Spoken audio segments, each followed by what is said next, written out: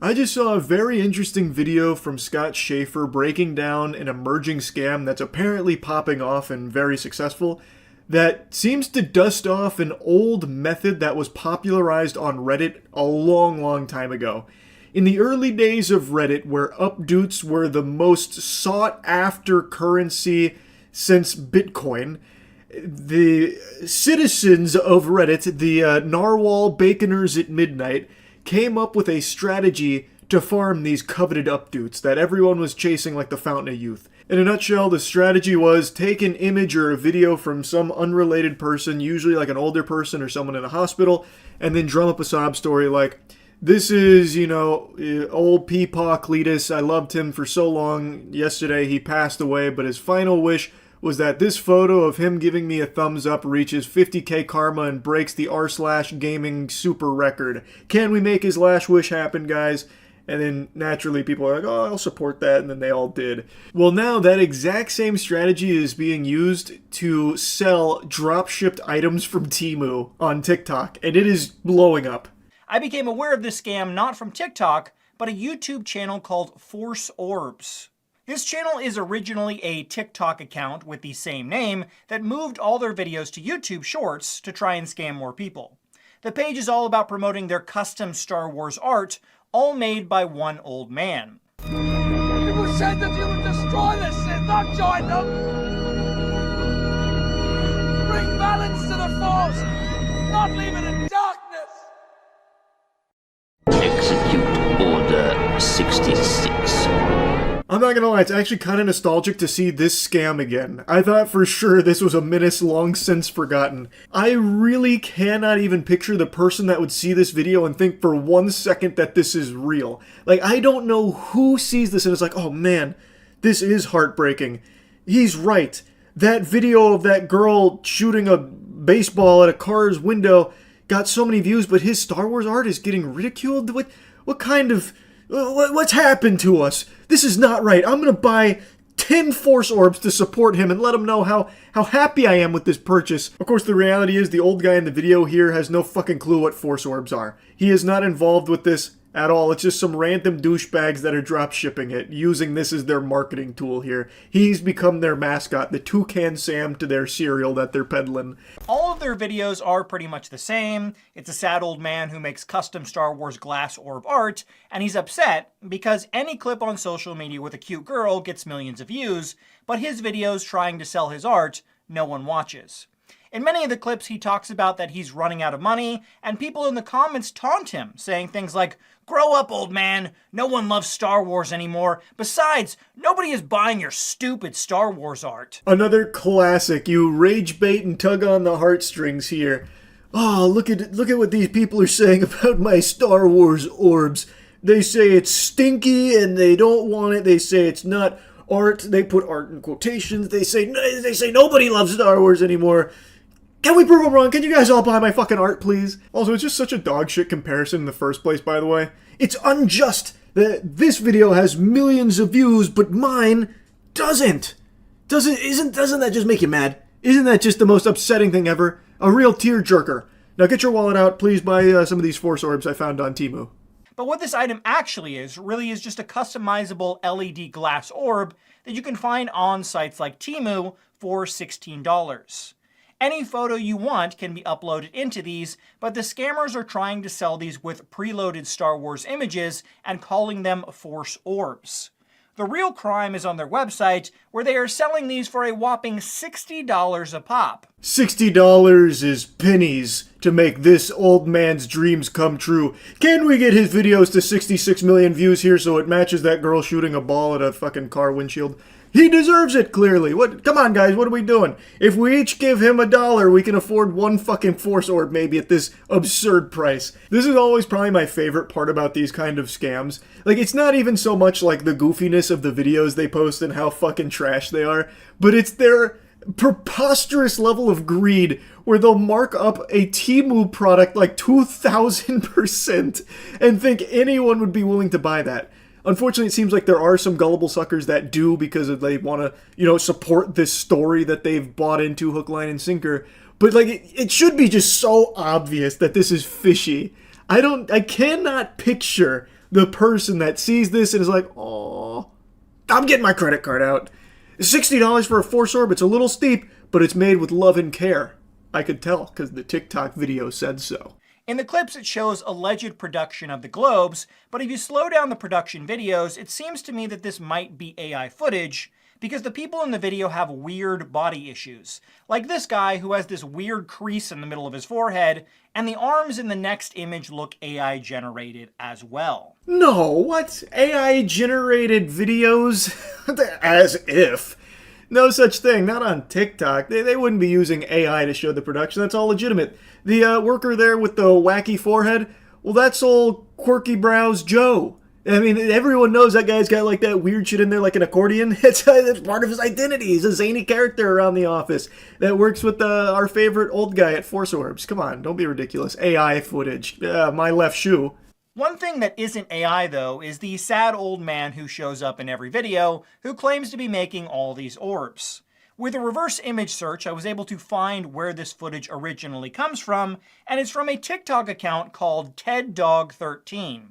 TedDog has nothing to do with the Force Orb scam, and he seems to be a nice old man who created his TikTok account to help him make new friends online.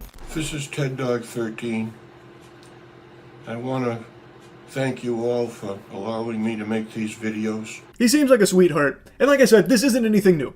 This has been a scam that's existed for a while, but it kind of petered out and wasn't really popular for a while.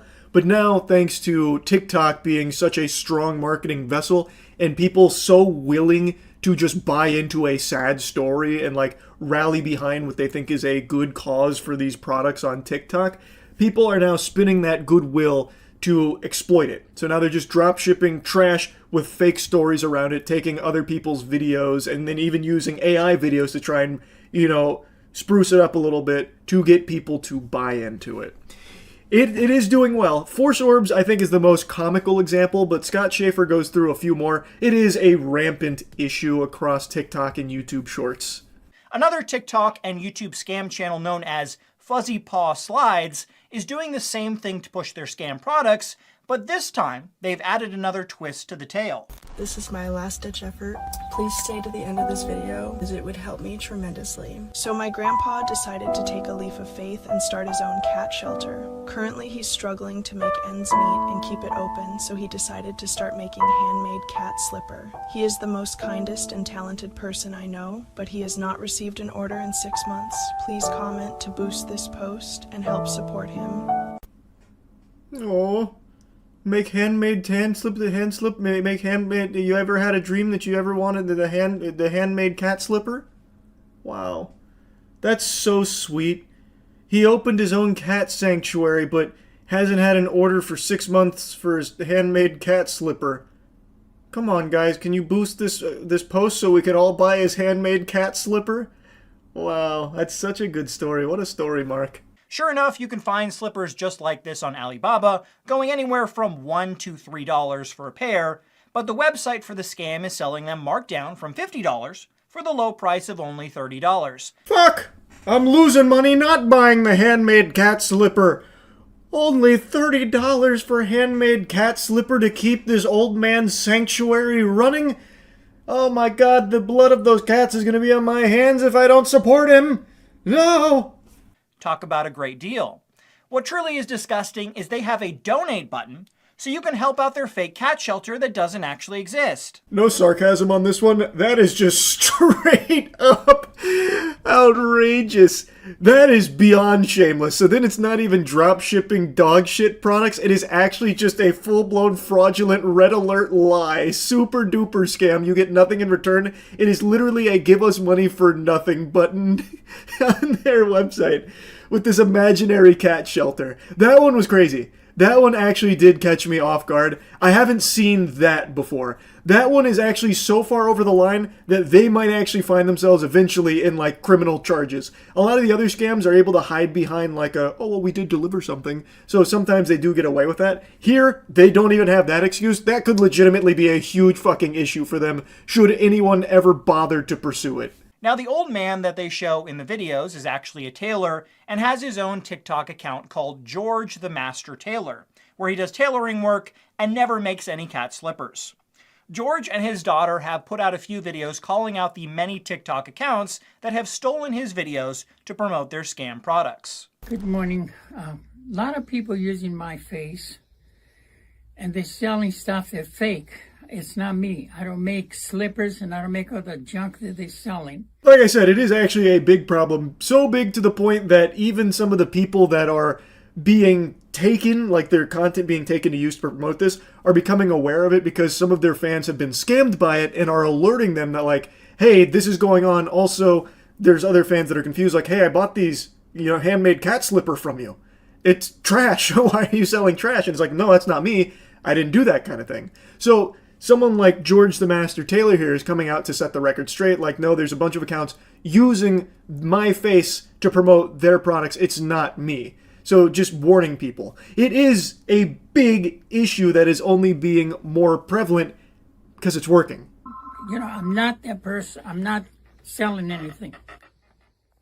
Here's a list of the fake profiles that we're aware of at this point.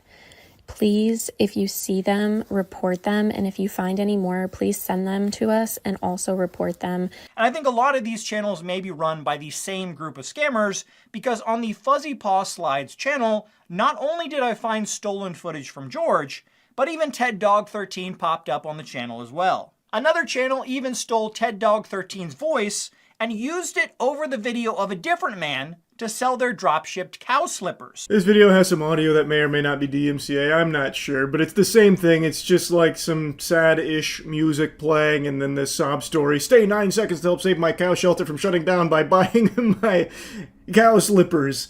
It actually really could all just be the same group of scammers doing this, and then I believe probably some copycats. Because, I mean, this shit is one-to-one. They couldn't even be bothered to change the narrative beyond going from cat to cow. It's the same homework. There's no change, really. So it does lend credibility to the idea that it is one group of scammers that is just dropshipping all of this shit and using this as their main marketing across numerous different social media handles from TikTok and YouTube Shorts. It's very likely. But I do think that there is definitely others outside of that group doing the same thing, just emulating their procedure, like their process, because it's working. Anyway, I'll stop yapping about it, but I do recommend you check out the rest of Scott Schaefer's video on this subject, because he does go into others as well. It's very interesting. If you are someone that has seen these pop up, and maybe, God forbid, someone that actually bought some of this, my heart breaks for you, but you gotta be aware of this scam here. So putting it on your radar here, watch out. Don't buy into just some random fucking sob story aiming to sell you some slippers or whatever other garbage. That's really about it. So yeah. Welcome to another exciting episode of Charlie Looks at Shitty YouTube Content. Let's go ahead and dive right back into our favorite dirty toilet bowl, Fortnite. Ever since I made the Fortnite video a couple weeks back about shitty Fortnite content, I've been inundated with emails, just fucking ass blasted with emails, asking me, do you know about Ali-A? What's up with Ali-A? What the fuck is this guy's deal? This is awful. Look at this shit. So I looked into this Ali-A character, and in a nutshell, Ali-A is what it looks like when you sell your soul to make money. He's YouTube's premier clickbaiter for children. He'll play whatever game's just really popping off, just whatever game's banging and slapping and making their parents' wallets cry that has the largest audience of children. Right now that's Fortnite, so he'll hop on Fortnite and clickbait the shit out of all of his videos. Misleading title, photoshopped misleading thumbnail that checks every box in the checklist for internet douchebaggery, where it's a red arrow pointing at some shit with a wacky facial expression. And then that's about all the content is, because it's not entertaining. There's no entertainment to be derived from one of his videos if you're above the age of 8 or 9. It's incredibly uninteresting. If he's playing a game, it boils down to him just saying exactly what's happening on the screen with no jokes at all. Oh, I'm building a wall right now. Oh, my wall is getting shot at by that man's counter gun. The bullets are coming at me, and I don't have a chance to shoot those bullets at him. I'm going to build another wall here. I'm now building another wall. This wall's going up real good. If he's watching a trailer and shitting his pants about it, it's always just saying what's happening in the trailer. Whoa, that's a gun in his hand. Guns usually shoot bullets. If I had a gun that shot bullets and I'm playing a video game, I'm going to be aiming those bullets at another player. I wonder if this game will let me shoot bullets at another player. Remember to smash that like button, Ali-A Army. And that's pretty much his content in a nutshell. And that's fine because there's thousands of popular limp dicks on YouTube doing that same shit right now. I think it's kind of bad because you're deceiving people into watching your overly long shit video, but it's common practice on YouTube. You can't really be mad about that. And he knows his audience is children. Like, here's a clip of him being self-aware. Heavy shotgun. Whoa! I am so weak. I am so weak. Keep on shooting the walls, the wrong one. I am behind it. 5 kills, though. If we can get this, we'll be at 6.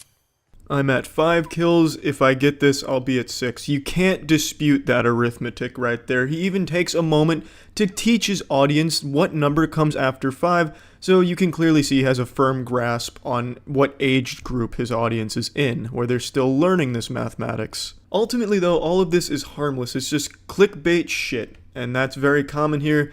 The only victim from these videos are the time wasted from the audience, and a lot of the times in the comment section you'll see kids that are distraught about it. They're upset.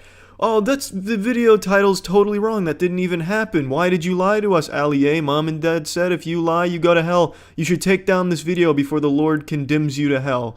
It's shit like that, but like I said, ultimately harmless. The issue I draw with this guy is he runs these fake giveaway scams where he'll, you know, make people believe that they're going to win something cool from them if they smash the like button, fucking annihilate the like button, subscribe, ring the bell, and write his name on their toy box out of blood. Then he'll choose someone randomly from the comments section to give away this cool shit to, and then you'll see 200,000 comments like on this video here. It's fucking absurd to me that you would think you'd actually win something from him. Now, I've done a lot of research, and I haven't found a single winner for any of his giveaways he has ever done on any of his channels. I haven't seen a single winner, and I've been sent a lot of proof in emails that they didn't win anything. I'm gonna put proof in these air quotes because it's just unreliable proof. It's, oh, I was at a bar and I heard Ali A talking to some girl saying, oh, he scams kids all the time and doesn't give shit away, but he was offering V-Bucks to her. And then other emails like, oh, I saw Ali A sitting on a bench next to 2 trees that looked suspicious, and here's an email address that I think belongs to him, maybe on AOL. Useless proof, really, but enough to get me wondering if anyone actually does win the giveaways. And I've seen a lot of people saying that no one wins, that it is just a giant scam. And I can kind of vouch for that because I haven't seen a single winner. He's never announced a winner that I've seen. I haven't seen anyone say they won anything from him, when you would think huge fans of Ali that won something from him would be bragging about it or going nuts on social media, but there's not a fucking thing about it. So I do believe that the giveaways are big fucking scams, but if I'm wrong, please speak up, Ali A enthusiasts who have actually won something from his shit-ass giveaways. I would love to see that he's not actually just blatantly scamming children. And this would be kind of a big issue if he was, because a lot of the giveaways he does are sponsored by the people, by the companies, to give that shit away. So if you're just hoarding it and then selling it on the side, I don't think they'd be too pleased about that. One thing I also don't think anyone will be pleased with is his actual content. So here's his channel. I don't need to say a whole lot about it. Just read some of this shit. All of these thumbnails are photoshopped, and he didn't even take the time out of his day to make different thumbnails each time with a different expression. He just keeps reusing the same expressions. You'll see he just repeats them over and over again ad nauseum, and it's just disgusting to even look at. This is exactly what's wrong with YouTube, in my opinion. It's so easy to game the algorithm so that way these videos are always showing up when you're looking for Fortnite 100%, and kids are always going to have their curiosities piqued by these attention-grabbing titles and thumbnails that aren't real. It's blatantly lying about the content of the video. The videos themselves are him just holding his soft cock in his hand for 25 minutes, saying nothing interesting or fun at all. And it's not just a lack of entertainment, the video titles often don't even happen in the video. For instance, when he does like a superhero challenge, like a Superman challenge, and he has a picture of a Superman Fortnite skin, kids are going to think, holy shit, that's a Superman Fortnite skin, let's click on that video. But it's not, it's just him pretending to be Superman, kind of. And then if he has a video about, oh, look, we're going to surf on the meteor, how to control the meteor to win, or how to never lose a game using this one simple tactic, the video doesn't do that. It doesn't teach you those things, and that doesn't happen in the video. It's a blatant lie. Now, when you do make the mistake of clicking on one of his videos, and if the Lord is really not happy with you today and your ad blocker crashes, you get at least 5 mid-roll advertisements here, and he places them so strategically to nickel and dime the absolute most he can out of the system. He puts 3 in the beginning because that's when viewer retention is the highest. Throughout the middle, there's none, and then towards the end, he puts 2 more. It's smart if you're a greedy asshole who's sold his soul to make money, but you're a big piece of shit for doing this. I really just don't have a whole lot more to say about this guy. His content makes me want to puke out of my asshole. It's just awful to watch. But what makes it even worse is that it does seem like he's scamming the kids that watch, and he's just getting all of these extra likes and comments and shit by pretending to give away things. So he's cheating, in essence. YouTube really needs a rule where if you're going to do a giveaway, you need to have a follow-up where you show who won. And that needs to be a rule, because this isn't the only guy doing fake giveaways. There's a lot that do this shit. But his is pretty fucking bad, and his content is even worse. That's really about it. Fortnite is absolutely bringing out the worst in internet douchebags, and this is just further proof. But yeah, so yeah. I've covered so many scams on my channel for well over a decade now, and I'm not pulling your leg or exaggerating when I tell you that the one I'm about to go over I find to be the most ridiculous yet. Not in terms of how intricate or in-depth the scam is. It's not some galaxy brain supervillain scheme. It's your standard, classic, pump-and-dump cryptocurrency hogwash. However, it was run by an online pastor and his wife, and they brought in over $3 million and personally pocketed over $1 million into their own little piggy bank. And basically, they led their followers to believe that God would make them extremely wealthy if they put their money into Index Coin, which was their cryptocurrency. I've mentioned this before, but I used to be extraordinarily religious. I actually got baptized twice because I was concerned the Lord might have missed my first baptism. You know, maybe he slept in and didn't get to see it, so I wanted to make sure to do it again just in case. I feel like I can say on good authority that this is just downright blasphemous. That is usually something attributed to the work of the devil, where you sell your soul to the devil in exchange for wealth. That's not something God would ever really say, like, hey, put money into crypto and I'll make sure that it 10x's. To the moon. It's a good one, trust me. So, the pastor and his wife are facing fraud charges for this, and he released a 9-minute response video. And I don't know how he was able to record that whole video without getting smited, because the shit he says in there is just diabolical. I'm not kidding. He says God told him to do this. He says that God was the puppet master behind all of it, instructed him to do this. Basically, he's just blaming the big man upstairs for this whole hoopla, fundamentally saying that the Lord forced him to scam Christians, like when you really boil it down. And that's only the tip of the iceberg. Mudahar just made a video going more in depth on the particulars of the scam itself, so if you want more information on exactly what happened in that regard, check out some Ordinary Gamers video on it. I'm here to focus on the absurdity of it and the response video that he released, because hooey, it is wacky. Someone by the name of Molly White gave us all a blessing of a nice, concise supercut that breaks down the 9-minute video into just the most important moments that he talks about. So that's what we're going to be watching as opposed to the whole thing. Caitlin and I are being charged in a civil charge from the Colorado Securities and Exchange Commission for basically selling millions of dollars worth of cryptocurrency that is deemed worthless by the state. And by everyone else in the world with eyes. So he's trying to cushion it a little bit, like it's a civil lawsuit for all of this, and it's deemed worthless by the state, but it is worthless, completely, by every possible definition ever. It is worthless. This was, from the get-go, it seems, designed to just make them a lot of money and fuck a lot of the followers in the ass. So there's a lot of people that lost a lot of money on this.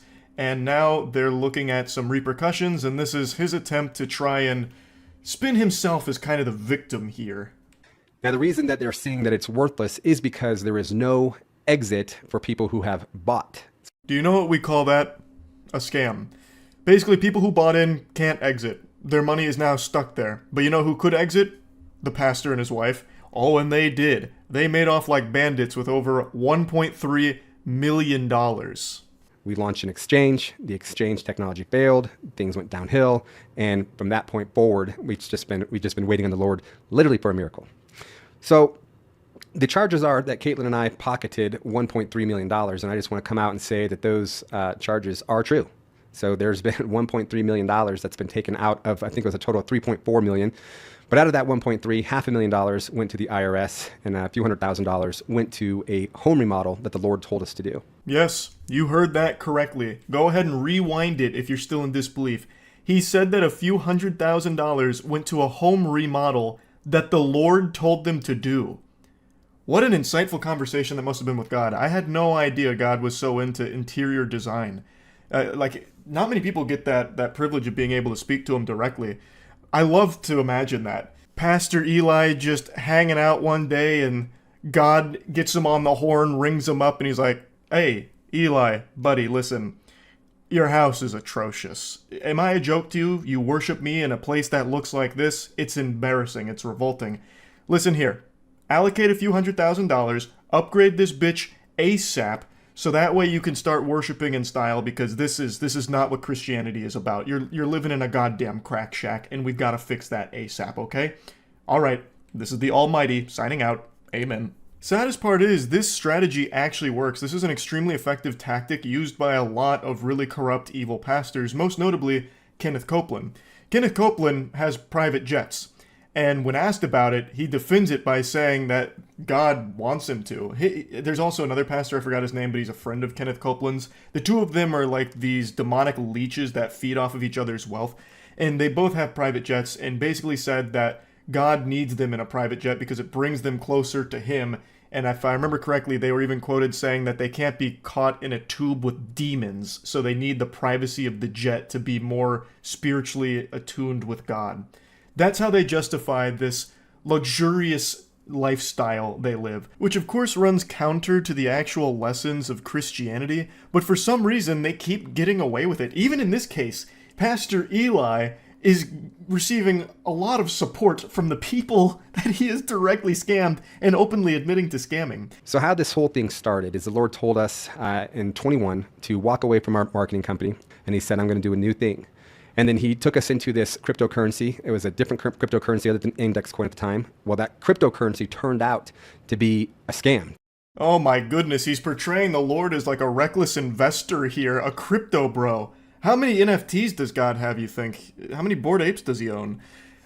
Also, Pastor Eli and God must be like this. They must be tight, because they are constantly talking, so much so that the Lord tries to pitch him on cryptocurrency. Like, "Hey, bud, brother, take a peek at this thing. Have you ever heard of cryptocurrency? It uses this holy technology called the blockchain.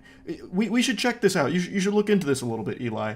And then, like, the first coin that God leads him down the path of is a scam. He even just openly says it right there. So, like, the first coin, right after going down the spiritual journey with God, it was a scam. How anyone can hear this senseless drivel, this gobbledygook from Pastor Eli and actually take it seriously and believe it is beyond me. But let's play ball with it for a second. God is the creator, and he's omniscient. And yet somehow he fell victim to a cryptocurrency scam? In his infinite wisdom and knowledge, even he was bested by the cryptocurrency menace. What hope do we have? I can only imagine the white paper on that first cryptocurrency that Eli and God went halvesies on there. That must have been the most convincing thing ever, if it was enough to convince the Lord that it was real. And so the Lord says, give that to them, but also give them a 10x. And I'm like, well, where's this liquidity going to come from? And the Lord says, trust me. Well, as money is coming in, we would be sowing it. And at first it was hundreds of dollars and thousands of dollars, then tens of thousands of dollars. What is God cooking here? It's like a multi-level marketing scheme. He's about to start running a Ponzi scheme or something here. What? He actually hit Pastor Eli with the trust me bro there on where the liquidity comes from? Interesting. Maybe Pastor Eli is innocent after all. It's so... Obviously dropping the sarcasm here for a second. It is crazy to me that someone like Pastor Eli Regalado, or however you say his last name, is actually trying this right now, and that it's actually working. That's the saddest fucking part. I'm gonna skip ahead real quick here. I was going to save these screenshots till after I finish the response, but it just feels natural to put them in right now. Here's some of the responses that he's received from people in the community. What a crazy ride, Eli. I can't imagine what you guys are going through. Prayers going up. What about the crazy ride that all of the victims are going through with over $3 million stolen from them in this scam? Why are your prayers going to Eli, who made off with over $1 million here? Those prayers aren't even falling on deaf ears. Pastor Eli actively uses prayers as toilet paper to wipe his ass with. This guy took the prayers of hundreds of people that were praying for a miracle, a financial miracle, and completely trashed them. Someone said, standing with you, and then someone else said, unending support. Why? Why are you standing with him? He is openly admitting to a scam. Why are you supporting him endlessly? He is openly admitting to a scam. He doesn't even have the courtesy to take responsibility for his own actions here. He is blaming God, which is like the worst thing you can do in Christianity, to blame God for the evils you have committed. So sorry for stress you passed through. God has the plan for you and your team. He will lead you through to the success of this project. And Eli just says, yes. The project is dead, much like the bank accounts for many of the vulnerable people that Eli exploited here. What do you mean you're sorry for his stress? What about the stress of the actual victims? Someone else says, stay in the boat, trust in the Lord, and stop looking at the storm. Amen, Sean. What do you mean stay in the boat? The boat has capsized. There was no boat. It was a fucking yacht that Eli was buying with the money that he scammed from you and people like you. What do you mean? This is not God's plan. Thanks for the update. No one can close a door the Lord has opened. This is not a door the Lord has opened. This is a door Eli kicked open into fraudulent activity, taking advantage of a ton of people that were vulnerable. And Eli says, Isaiah 22:22, brother. Thanks for standing and encouraging us through all of it. Of course, everybody is familiar with Isaiah 22:22. It's one of the most famous sermons. It's the excerpt that states, buy low, sell high. These are just a few examples of people still supporting him. It's just this perception that pastors are infallible and that if you don't support a pastor that might be sinful on you. It's not. This guy is openly admitting to his scam that he and his wife ran, and he is blaming God for it. That is as sinful as it gets. It is ridiculous to try and paint him as a victim or something like that. It's so unreal. Money would come in, we tithe, we sow, more money would come in. And so we were just always under the impression that God was going to provide, that the source was never ending, that God was doing a new thing, and that we had nothing to worry about. And we sold a cryptocurrency with no clear exit. We did. We took God at his word and sold a cryptocurrency with no clear exit. And so the prosecutors have to take that and say, these people willingly sold a cryptocurrency with no clear exit. What we're praying for and what we're believing for still is that God is going to do a miracle. God is going to work a miracle in the financial sector. I'm going to go ahead and spoil how this anime ends. There's not going to be a miracle in the financial sector. This is a bunch of baloney. He and his wife are scammers, and they have used Christianity and God's name in vain here in order to pocket an outrageous amount of wealth for themselves. I feel bad for the victims here because I have no doubt that they're on the older side of things, at least judging by some of the comments I've read, so probably had no clue what cryptocurrency was and just trusted the pastor at his word that God was helping and steering this in the right direction and it would help improve their financial security. I imagine a lot of them were probably desperate, especially given the current climate of things right now. There's a lot of people struggling. So hearing something like this from someone you trust, a pastor, who's saying like, put money in here and the Lord will provide and help you out when you need it most. A lot of people would likely buy into that, and they clearly did, and now they're fucking ruined for it. And meanwhile, this guy and his wife have made over $1 million from it and are still trying to spin this as though they're not evil when they are. This is a terrible, horrible thing to do, made even worse by the fact that he won't just own up to it and instead continues to blame God for it, and then still tries to sew in that like little bit of hope that, hey, maybe there'll be a miracle because God's on our side and helping us out. When that's not going to be the case, this was from the very get-go, it appears, a scam. So yeah, a pretty ridiculous situation here that I just had to talk about a little bit. It is foul. That's about it. So yeah, who is the biggest joke in all of sports? Some people might argue the Washington Generals, which is the team that the Harlem Globetrotters always play against. They travel together and the Harlem Globetrotters always win against them because the Generals are just there to have fun with the Globetrotters in order to make a spectacle out of the whole thing. They're kind of designed to lose. But they're not the biggest joke in sports. That honor belongs to one man in particular. His name is Dillon Danis. This goofball is someone you might have heard of because he's that coward that started a lot of shit with KSI, and then the second that it reached the fuck around and find out moment, like a week before they were actually supposed to fight, Dillon Danis backs out and weasels his way out of it, coming up with all kinds of pathetic little excuses, and then still tries to act tough. He's a washed up fighter who all he does now is just shit talk and then promotes scams on Twitter. People have more respect for the flies that hover around public porta potties at a fucking music festival than they do this man and his career. And yet somehow he finds a way to sink even lower. He was recently the primary clown in CoffeeZilla's newest video, where he got used like a fleshlight by CoffeeZilla in order to prove a point that Dillon Danis will promote absolutely anything at all as long as you pay him. And it turns out you don't even really have to pay him that much, all things considered. Just giving him a pack of cigarettes will get you like a 24-hour tweet promoting whatever vile scam you want. Like, it's actually pretty wild. So CoffeeZilla's video exposes at least 20 scams that he's done in his past, as well as convincing him to do yet another one. You know, hop back in the saddle, get ready for the rodeo, and engage in another scam tweet that CoffeeZilla cooked up with a completely fake crypto project. And he wanted to see how much does Dillon charge, and does he do any amount of research at all into the things that he proudly posts on his Twitter. I know Dillon Danis can't even spell research, so the answer isn't shocking. It's a no. He didn't bother looking into what CoffeeZilla was paying him to promote at all, because if he did, if he spent even 3 seconds, or even just like an iota of a thought given to the project, he would have immediately realized that it's not real and it is a scam that he's about to post proudly on his Twitter. Because CoffeeZilla laid it all out in front of him. And it's not even like it was hidden in plain sight or anything. He literally spelled it out, word for word. In a contract he sent to Dillon Danis, it even says that it's not real and you're going to be the butt of a joke. It was literally, it was just there in the contract. And it wasn't even a long contract like buried in fine print. It was like a core piece of the contract that just says, this is basically a fucking scam.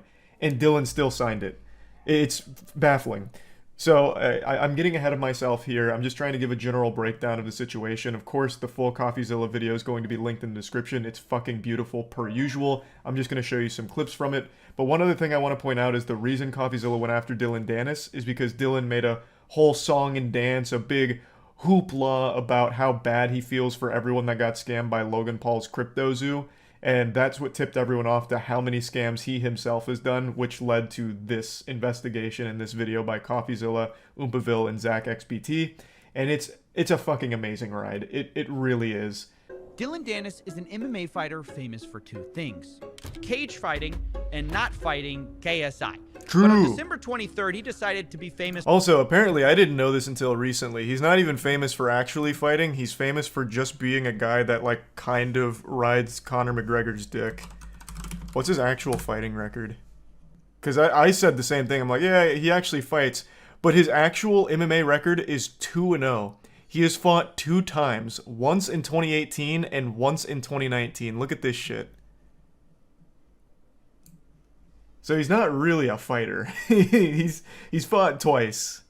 Like, his whole claim to fame is, yeah, I'm a fucking stupid asshole. And that's it. And he won't even fight a YouTuber. 100% win rate, that is true. He is undefeated. But then again, so am I in MMA, to be fair. I am also undefeated. It's kind of meaningless when you don't have a whole lot of fights under your belt. Calling out the scammers. He writes in a tweet, "Damn, Logan Paul is a scumbag. Feel bad for everyone he scammed." Now, Thanks, of course, Dillon. No one's gonna really disagree with this, so the likes rolled in. But what Dillon doesn't What a tell you saint. is he also What a has a saint. history of scamming people on Twitter. And what Dillon didn't know is that there was a detective watching him. That detective was not me, actually. I wish it was me. It was my buddy Zach XBT on Twitter who Whoa! said, "Damn, Dillon Danis is a scumbag. Feel." Hey, this is all coming full circle. You might remember Zach from the BitBoy Crypto thing. He was the guy that like tracked all of his moonshots and like called out a whole bunch of shit there. So I reached back out to Zach and I said, hey, good tweet, but I want to find out how many scams exactly this guy has promoted. So Zach started digging through the garbage bin of deleted tweets, and we found out pretty quick there were a lot more. What the fuck is it? Baby Dinger?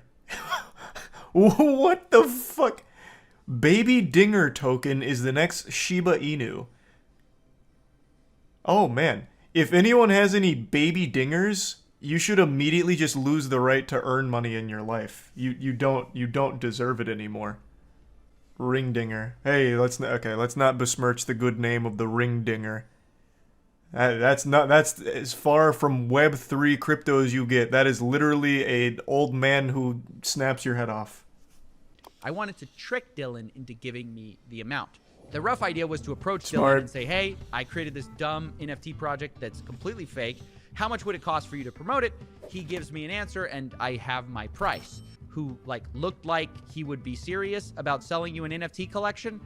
And that's when I thought of my buddy Oompaville. Yes. This is a guy who's actually really sweet in real life. I did know Oompaville played a big role in this here.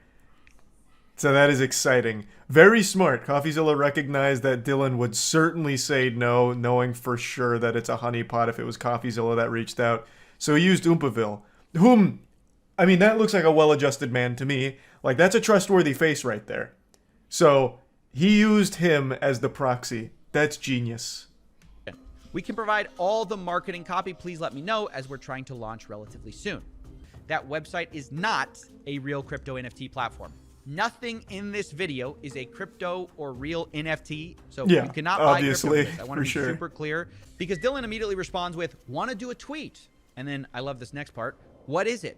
I like the order of that, you know, like, let's promote it. And then underneath it, what am I promoting? And it's at this point I realized it's secondary. This is not only my chance to find out how much Dylan gets paid for all these scam promotions, it's also my chance to test Dylan Dennis. In fact, to do this, I basically copied almost word for word CryptoZoo's white paper, saying the following. Baby. Sour.gg may appear to solely function as an NFT collection, but it's much, much more. Sour allows users to earn sweet tokens that are openly traded via a yield that is based on the rarity of a given candy NFT. I'm going to tell you right now, Coffee, I love the attention to detail here. I think that is super smart.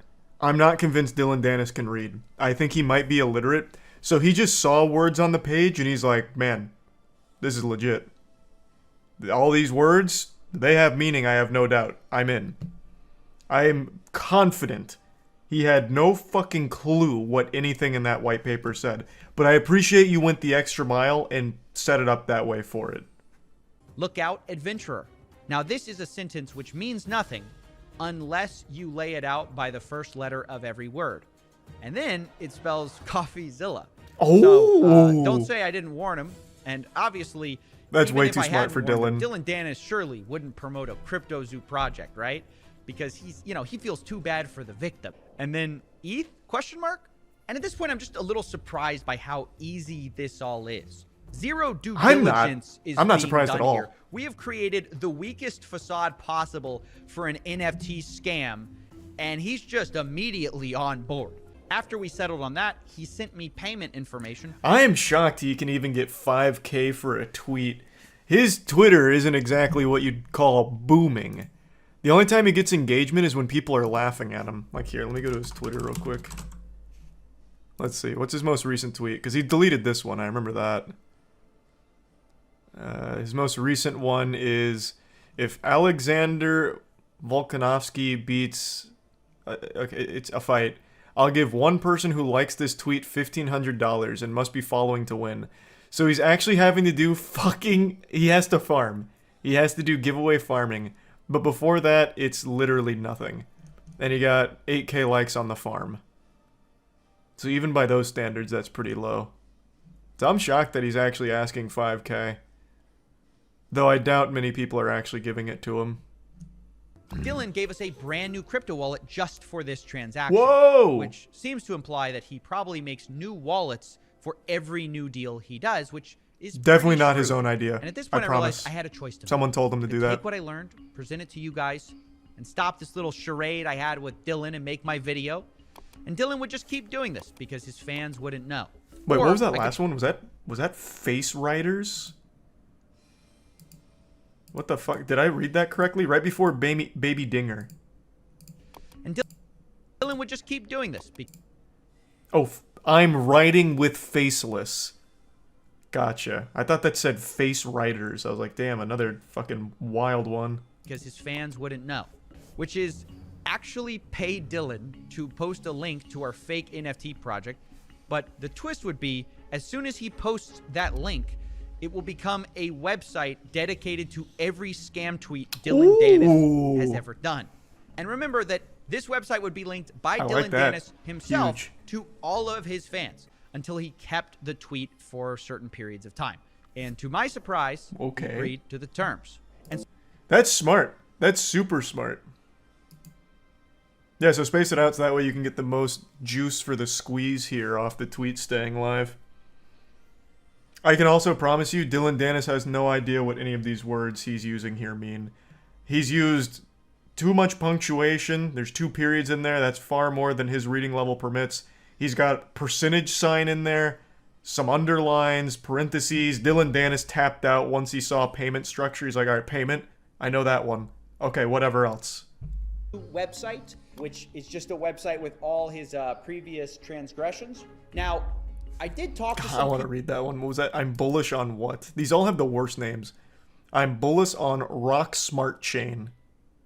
Rocket Raccoon. Hype. from ZachXBT. He found over 20 projects that Dylan promoted and then tried deleting, where many of them were rug pulls and scams. It was at this point I drew up a contract for Dylan to sign before this whole thing goes live. He didn't read it. And in it, I lay the whole thing out. And this is what I meant by headwinds. This is where he probably will catch us. Because in black and white, I lay out our whole scheme right in front of him.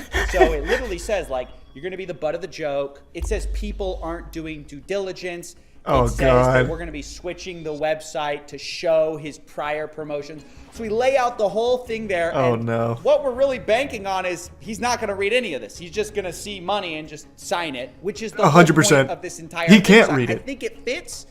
Sending it. All right. And then I'm sending the drive link. I mean, we've sent the contract now. We're just waiting. We're literally waiting. He's going to instantly respond with the sign. It's going to be less than 2 minutes. Oh, I agree, bro. I agree. It was 3 minutes. I was so fucking close. I was so close. Idiot. That's right, ladies and gentlemen. He agreed. I was so and close. You might notice that we weren't actually able to use DocuSign and get his signature because it was experiencing outages at the moment, the actual website. But we were able to just have him do a written agreement in DMs that he agreed to our terms. And although That is real, by the way. If you get in writing something like that, that is actually an enforceable thing. It's not as strong as like a full signature, but that is like actually enforceable. So, what a fucking moron. Holy shit. go ahead and tweet. Just refreshing now, I guess. See what he says. Run There's it. been so much work that goes into this. You guys didn't see this off camera. Dylan starts talking about where's your community.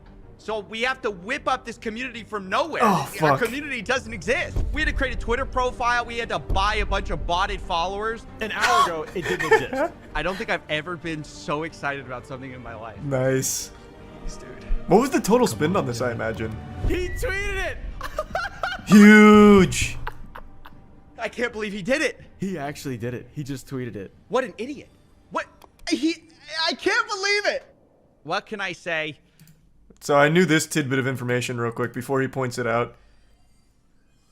The actual tweet just has the word scam in it. Sour NFT candies are moonbound. Scam. Believe It's it. so adorable. What can I say? He They couldn't have promoted made it a any more tweet clear. Which literally spells out in first letters the word scam. Yep. I hope this is. Oh man, Dylan. Now he's ducking CoffeeZilla and Oompaville's attempt to communicate just like he ducked KSI's fight. God damn. It's all he knows. Yeah, he'll never mention this, unfortunately. That's his modus operandi. He just is a fucking perpetual loser, I guess. Oh, I did see that. There was a lot of brain rot takes about how what CoffeeZilla did is actual entrapment. And I'm pretty sure those people are just as CTE riddled as Dylan Dennis to think that what CoffeeZilla did is anything even remotely associated with entrapment. It's not even close.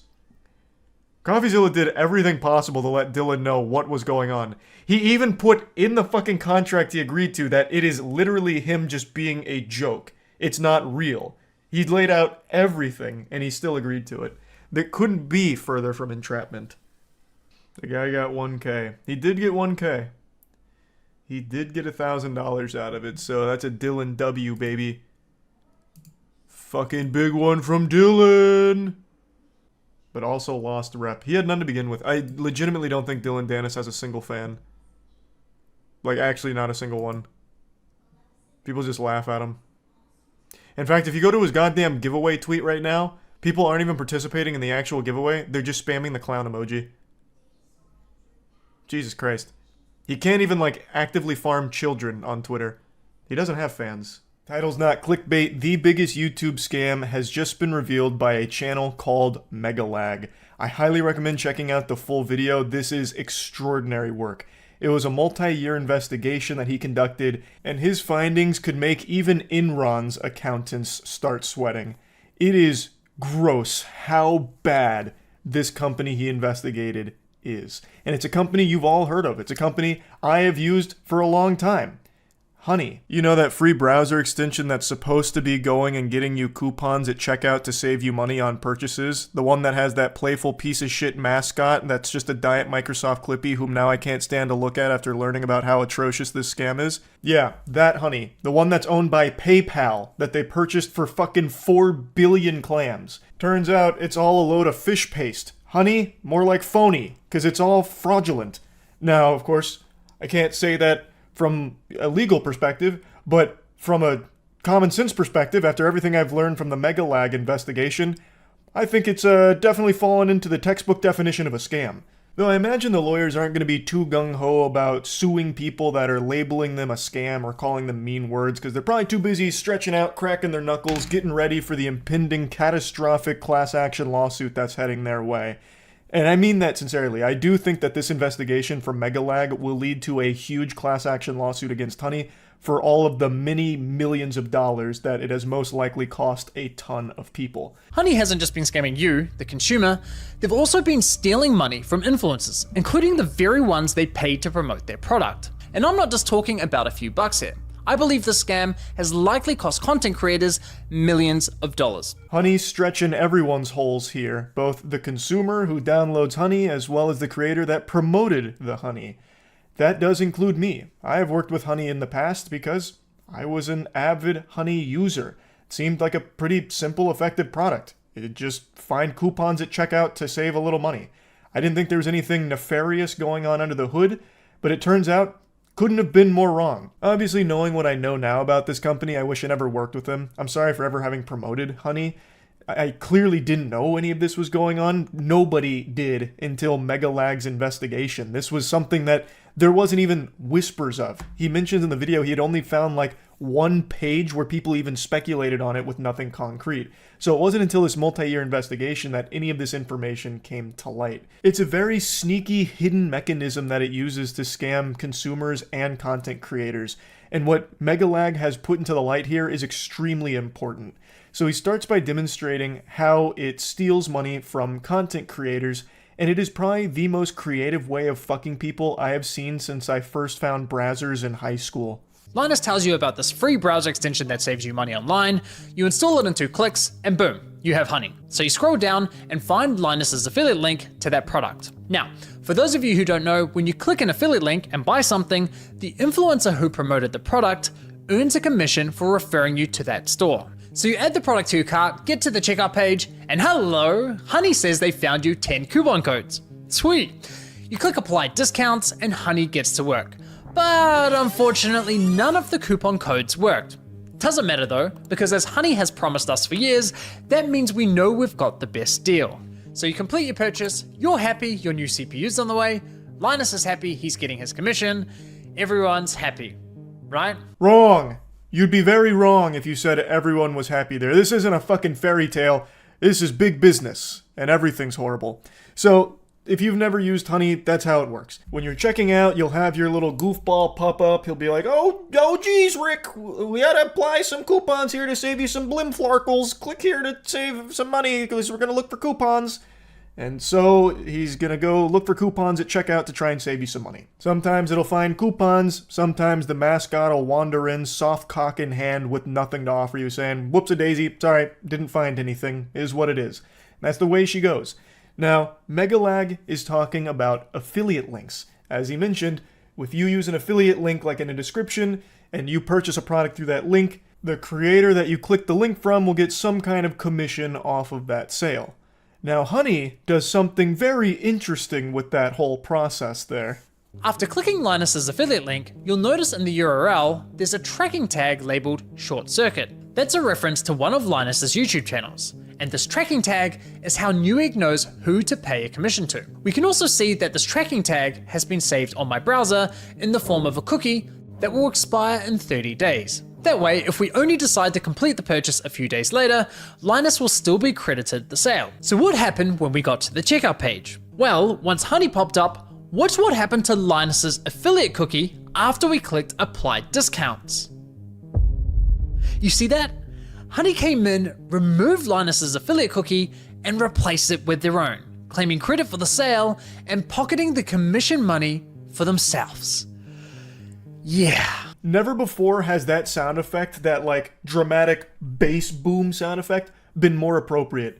That is a huge deal. That is millions of dollars, no exaggeration, actually millions of dollars that PayPal Honey is making through stealing those commissions. By replacing the affiliate link with their own at the very end of checkout, without the consumer ever even knowing this happens, they're able to take the entire commission while the influencer or whoever that brought them there gets nothing. They get the whole pie, and the creator doesn't even get the fucking crust. It's so devious. Now, if we quickly go back again, we can see what's causing this to happen. After clicking Apply Discounts, what you'll notice is that in the top left corner of your browser, Honey discreetly opens a small new tab, which acts like a simulated referral click, as if they were the ones to refer you to the website, even though you're already on the website and at the checkout page. Once that page is finished loading and has stuffed PayPal's affiliate cookie, the tab automatically closes, leaving you blissfully unaware that anything ever happened. It's very sneaky. This isn't some kind of freak accident, it's not some kind of glitch or a ghost in the machine. Mr. Krabs isn't in the soul of Honey doing this without Honey themselves knowing about it. This is by design.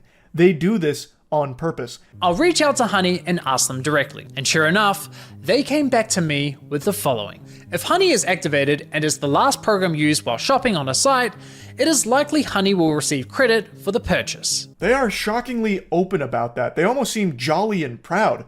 Well, hello there, salutations, tipping the fedora. Thanks for contacting us. Yeah, we're shitting on you. Big whoop, and you're welcome for it. Thanks so much. And he goes on to give like a real world example, so that way it's a little easier to understand how unacceptable this is. He even goes on to say that he can't see how it's anything less than fraud, and I agree. This seems like fraud. Megalag gives a real world example to demonstrate just how outrageous this whole thing is. He states, imagine that you're going to a department store buying a TV, there's a salesman and he sells you on the perfect TV. You now have that salesman's card that you take to the front with your TV, so that way the salesman can get the commission. But right when you're paying for the TV, a sleazy greaseball comes out of nowhere saying, wait just a minute, champ, hold on, let me see if I have any coupons. I got nothing. Alright, good luck. But before he leaves, he switches out that salesman's card with his own card. So now the salesman that actually sold you the TV gets nothing, whereas that guy who came in at the very end gets everything. That is how this concept works in the real world. That would be completely unacceptable. PayPal Honey did none of the work to get the consumer there, to get the purchase or anything, yet it takes the entire piece of the pie and leaves not even the crust behind. And in the real world, this, again, would be the equivalent of someone coming in at the last second like a jump scare, like, boo, here's a coupon. I'm kidding, we don't have any coupons, but I'm still going to take the whole commission. So then using some sleight of hand that would fool even Penn and Teller, he swaps out that salesman's card with his own, and the consumer doesn't know it, and the salesman that got swapped doesn't know it either. That's what PayPal Honey does. But here's the thing, even if it did find a coupon for the consumer at checkout, it still shouldn't be overriding the affiliates. It still shouldn't be stuffing that out. They did none of the work to get the consumer to the site or anything at all. They did nothing for the sale. They just came in at the very end and found a coupon. That's still bad that it would overwrite that. But it actually even gets worse. It'll do this even when it has no coupons to even search for. Honey pops up right at the end of your purchasing journey, virtually guaranteeing they'll win that last click. They of course know this and do anything they can to get that last click, even when there's no coupon codes to offer. Which brings us to scenario 2. Honey Gold, which is now called PayPal Rewards. Here's how it works. When you get to the checkout and Honey Gold is available, Honey pops up and is essentially saying, "Hey you, consumer, click this button here so PayPal can claim the commission for the sale, and we'll share a portion of that commission money with you in the form of points." It's basically a lame cashback scheme. And it's genius because if there are no coupons to offer, but the store is participating in Honey Gold, it gives Honey another reason to get that last click. He explained what last click was, and it's basically the last thing that you click is what's going to get the credit for the commission. And Honey is constantly fighting to be that last click by any means necessary. Come hell or high water, they will leave mangled corpses in the fucking streets if it means they can consistently get that last click on checkout.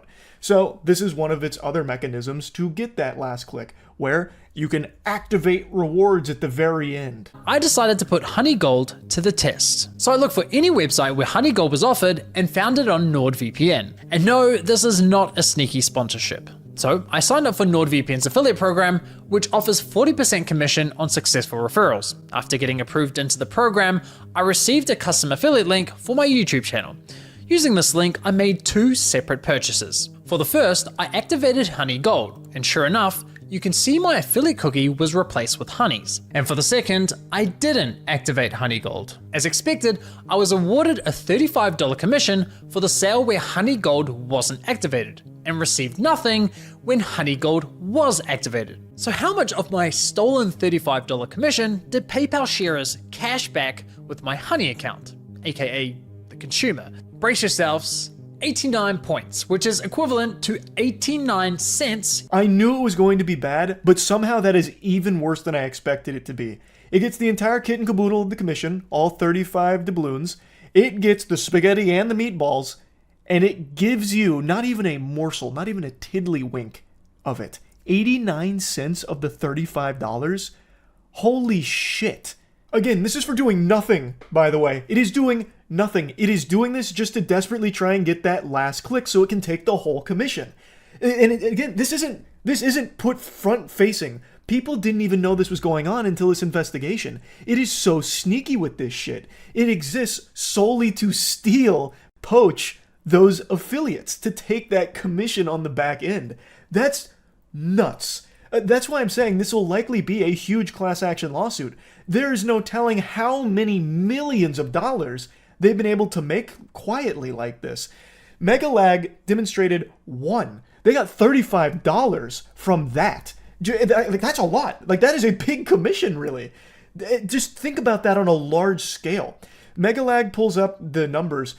Honey had been promoting on YouTube in particular to the tune of like 7.9 billion views worth of videos. They had like 5,000 or something like sponsored segments across so many different channels. 7.9 billion views. They have what, 20 million users? Think about how much money they were pulling in from this scam. It's huge. Like, this is something that Bernie Madoff would roll over in his grave at with this fraud. You click on their affiliate link and get to the checkout. But in this scenario, Honey knows it has nothing to offer. No coupon codes, no Honey Gold, yet it still pops up to announce absolutely nothing. Annoying as fuck. Naturally, you click the got it button to get rid of the annoying dancing coin, and whoa, what's that? PayPal takes the sale. I couldn't help but just laugh at that one. That is cartoonishly evil. That is so scummy.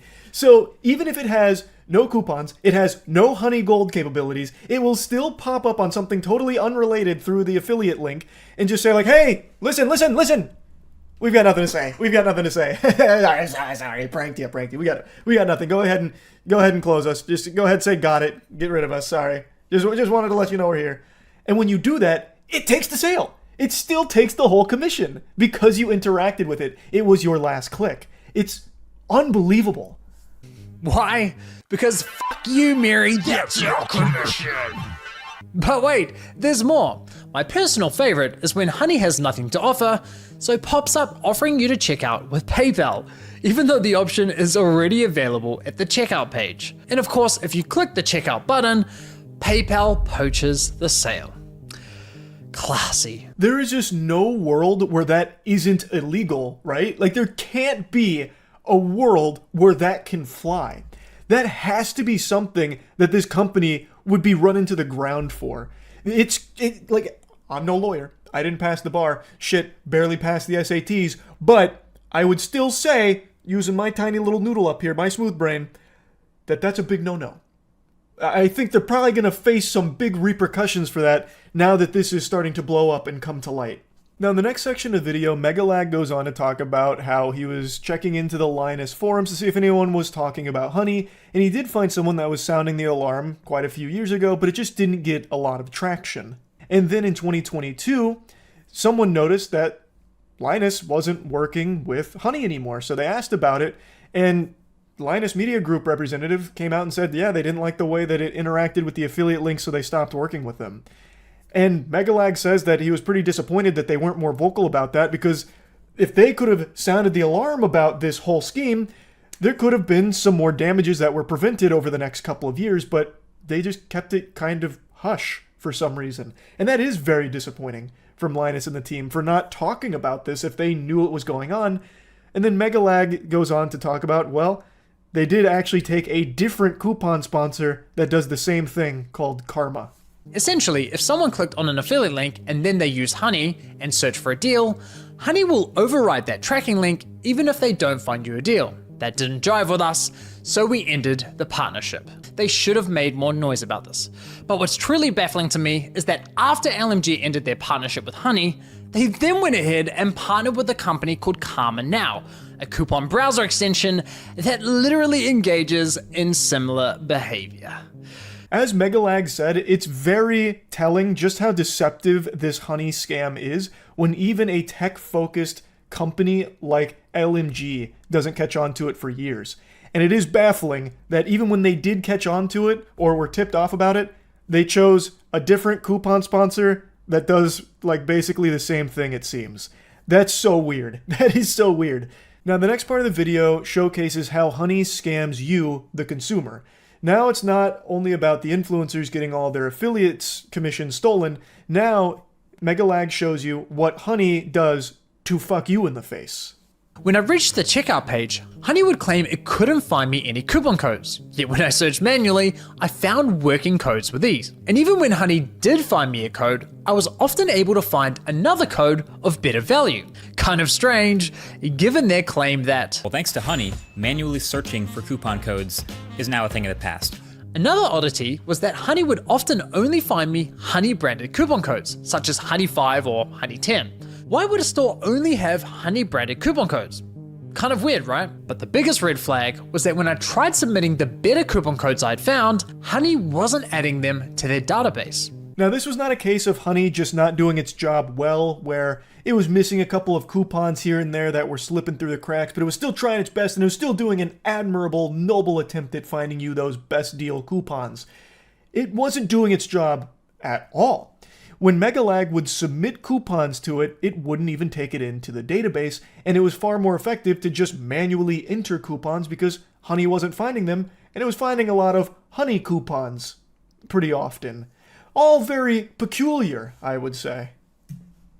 It turns out that one of the key benefits for stores partnering with Honey is that they are given full control over which coupon codes go live on the platform, if any at all. What would you say to any brand that is considered working with Honey but hasn't yet? I would say missing out on converting customers. Like I said before, Gen Z is super discount savvy. You can't ignore the fact that they will hunt for like discount codes and they might find a better deal. With Honey, you can also control the discount code percentage, which means like they will potentially find a higher discount code on the internet. It literally lets you control like the customer journey, convert and control like the discount code percentage as well. This is a podcast that Megalag found that seems to be focused on trying to drive more brands to work with Honey. So this is a brand that has worked with honey talking about the benefits. One of them that she's very excited about is that with honey, it helps discourage consumers from seeking out coupon codes, and with honey, you can control which coupon codes are even getting shared in the first place. So let's say there's a 20% off coupon that does exist for this brand, but the brand doesn't really want it shared with everyone using honey. Well, then it just doesn't. The honey won't share it if the brand doesn't want it to. It's one of the benefits of working with honey. You won't have that 20% go out to the consumers. Maybe instead you'll give them a 5% through honey, or none. Maybe you won't even let them share any of the coupons through honey. So even if the coupons do exist, the brand may not want honey to share it with consumers, so it won't. Which of course is counterintuitive to even owning honey in the first place. The whole point is that it's supposed to find the best deals, the best coupons to use. But if the brands can say we don't want the best deals to be shared with them, then honey will say, okay, that's fine. All right, that's okay. You got it, chief. And it won't. You have control over the content hosted on the Honey platform. So yes, even if Honey knows of a coupon code that offers say 20% off, but a partnering store tells them, hey, only share a 5% off coupon, then that's the only discount Honey will apply to your cart at the checkout page. I mean, holy shit. Honey wasn't finding you the best deals possible, they were intentionally withholding them from you for their own financial gain. If you partner with us and pay us an affiliate commission, we'll let you control which discount codes are shared on our platform. And we'll tell our consumers we scoured the internet and found them the best deal possible. This is a scam Ed Nettie wouldn't even pull for Jawbreakers.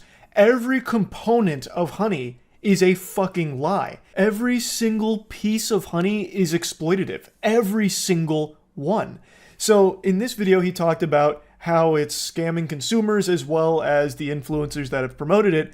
And he teases that in part 2, there's an entirely new victim that is also getting fucked by honey. Megalag leads into the upcoming part by stating that in his experimenting and his investigation, he noticed there were times where honey worked extremely well to an almost unbelievable degree with discounts and deals that just made no sense with everything else he was finding, and sometimes it wasn't overwriting the affiliates.